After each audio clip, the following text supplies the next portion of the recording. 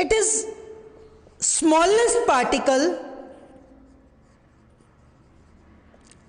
which is considered to be unbreakable,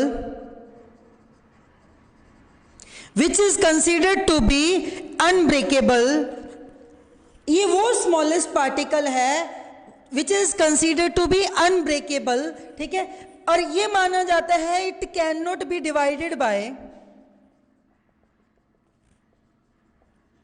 any physical and chemical mean.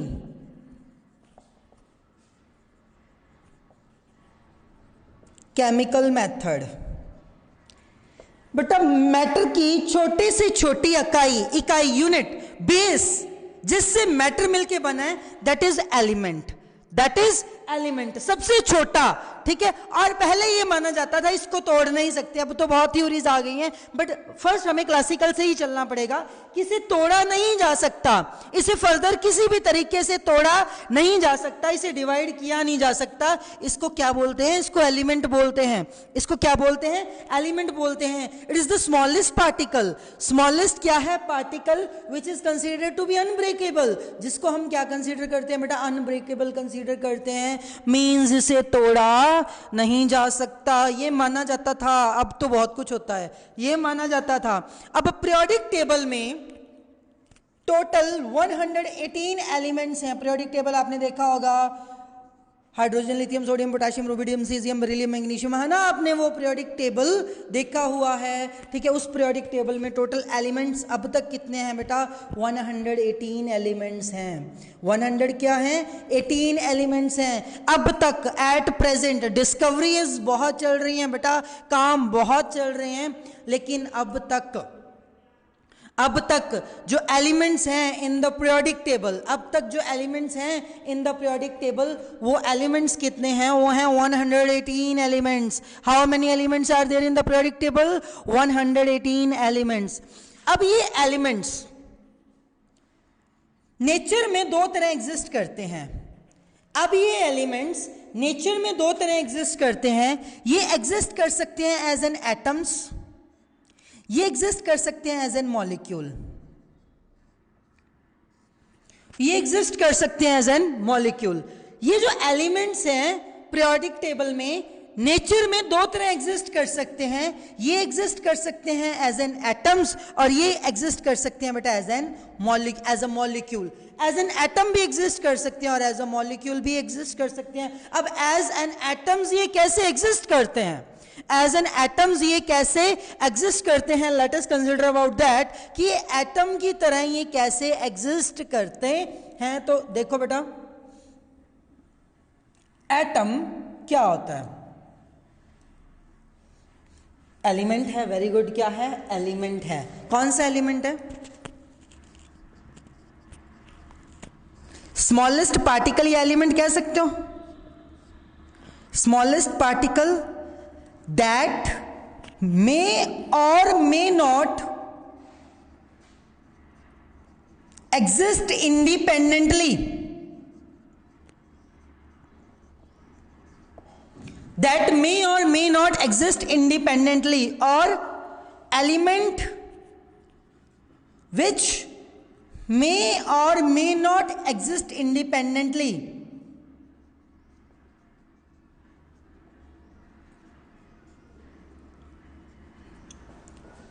ठीक है, और आप ऐसा भी लिख सकते हो बेटा स्मॉलेस्ट पार्टिकल, है ना, it is the smallest particle of universe which is unbreakable.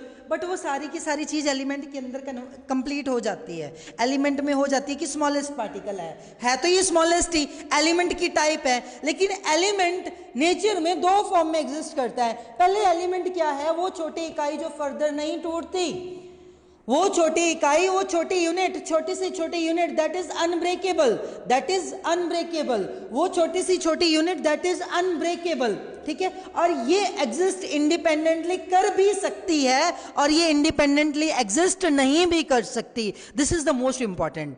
ये इंडिपेंडेंटली एग्जिस्ट कर भी सकती है और ये इंडिपेंडेंटली एग्जिस्ट नहीं भी कर सकती। वो स्मॉलेस्ट पार्टिकल जो इंडिपेंडेंटली एग्जिस्ट कर भी सके और इंडिपेंडेंटली एग्जिस्ट ना भी कर सके, यहां तक तो हमें समझ में आ रहा है ये स्मॉलेस्ट पार्टिकल है ना, ये टूटता नहीं है, फलानी है, ढिंकनी है, ये एग्जिस्ट इंडिपेंडेंटली कर भी सकता और एग्जिस्ट इंडिपेंडेंटली नहीं भी कर सकता। अब इसका मतलब क्या है?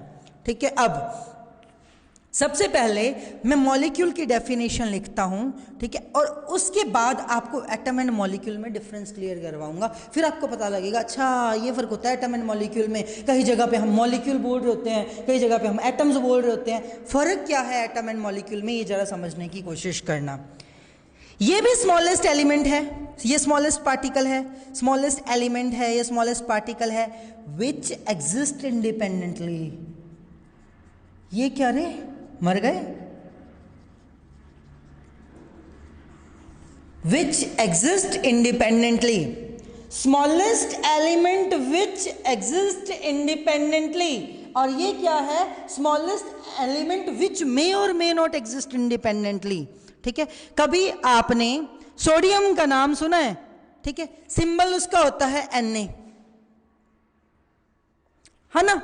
8th क्लास में मैंने आपको 30 तक करवाए थे, याद हो तो थोड़ा बहुत। ठीक है, पोटाशियम का होता है K, पोटाशियम का क्या होता है K, लिथियम का होता है Li, लिथियम का क्या होता है Li, आयरन का होता है Fe, आयरन का क्या होता है Fe, गोल्ड का क्या होता है Au, गोल्ड का क्या होता है Au, ये सबने सुने हुए हैं, अच्छे से सुने हुए हैं। बेरिलियम का क्या होता है Be, क्या होता है Be। ऑक्सीजन का सिंबल याद है O, क्या है O।